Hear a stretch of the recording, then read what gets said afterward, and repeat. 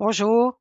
Comme promis lors de ma dernière conférence, voici le petit vidéo sur comment développer son agilité émotionnelle. Et oui, le cerveau, c'est un muscle. Donc, on doit l'entraîner, s'entraîner à le développer. Mais on n'a pas beaucoup de pratique à ce niveau-là. Alors, voici, on va regarder ensemble comment on peut développer son agilité émotionnelle. Et ça se fait au quotidien, le plus souvent possible pour s'entraîner.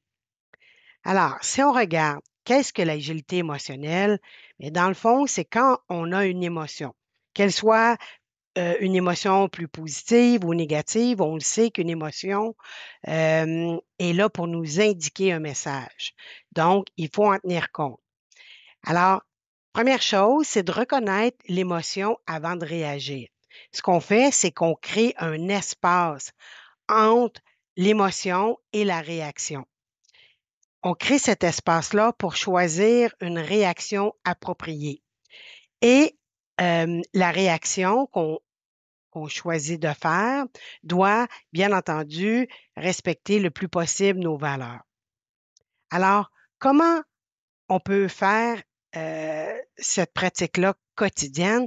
C'est en se posant 4 questions. Premièrement, on doit remarquer l'émotion ou la pensée qui émerge.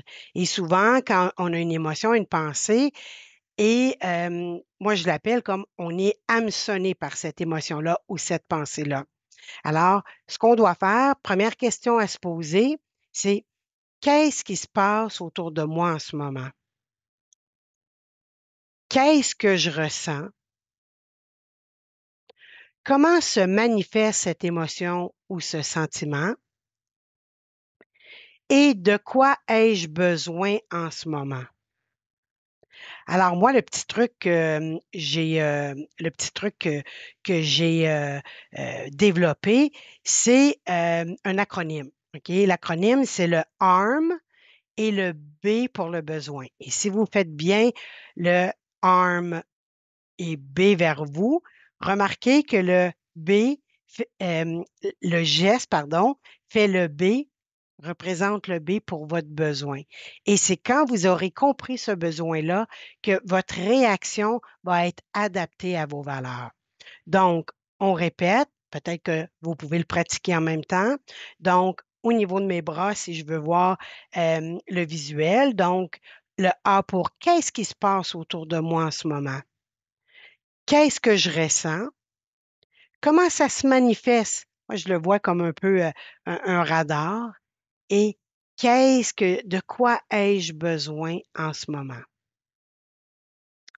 Alors, je vous souhaite de pratiquer cet exercice-là au quotidien pour que ça devienne un automatisme lorsque vous allez vivre une émotion et que vous allez être hameçonné par cette émotion-là, être capable de la réguler pour équilibrer votre quotient émotionnel.